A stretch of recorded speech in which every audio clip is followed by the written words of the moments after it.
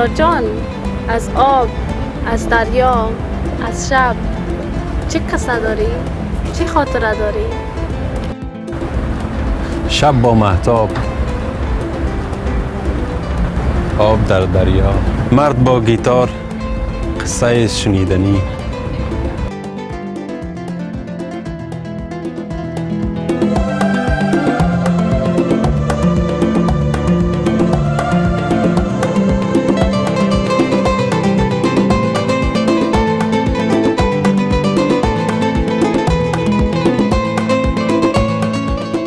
میراد جان، قصه از این مال میشه که عاشقانه است.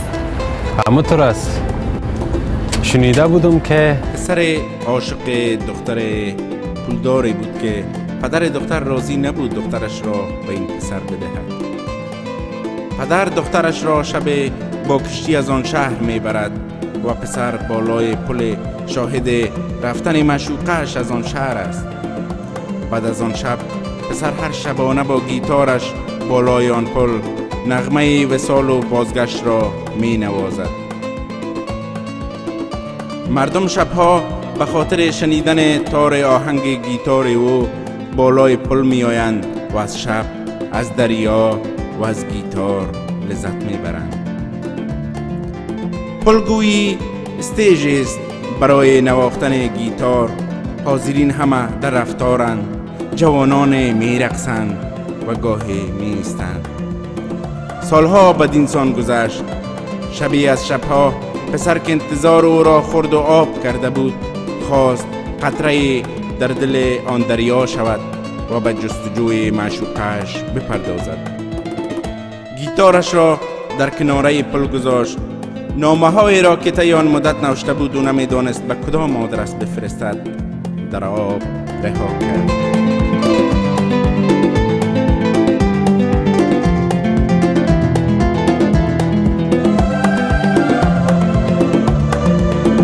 عجیب است، گاهی دخترها آدرس دارند، گاهی پسرها.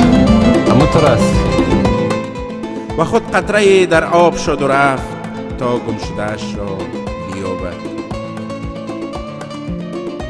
بعد از آن شب مردم به کنار گیتارش گل می گذاشتند و کسی نمی پرسید که او چه شد، کجا رفت و چرا رفت. گویی همه می دانستند تعداد مردم هر شب کم و کمتر می شد و تنها کسانی که راهشان بود از آن پل می گذشتند.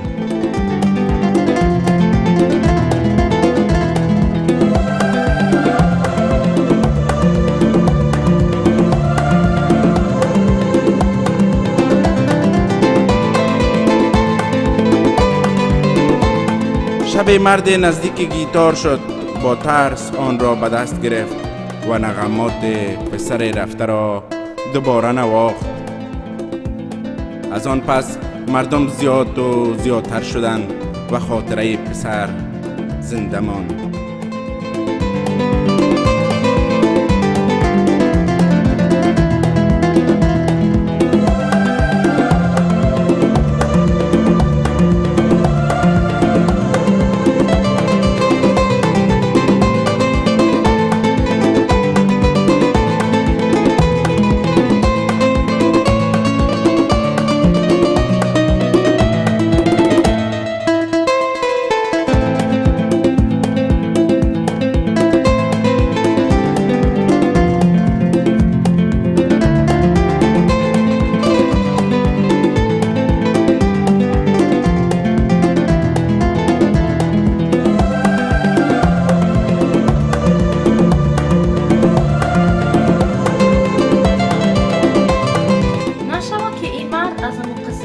خبر باشد.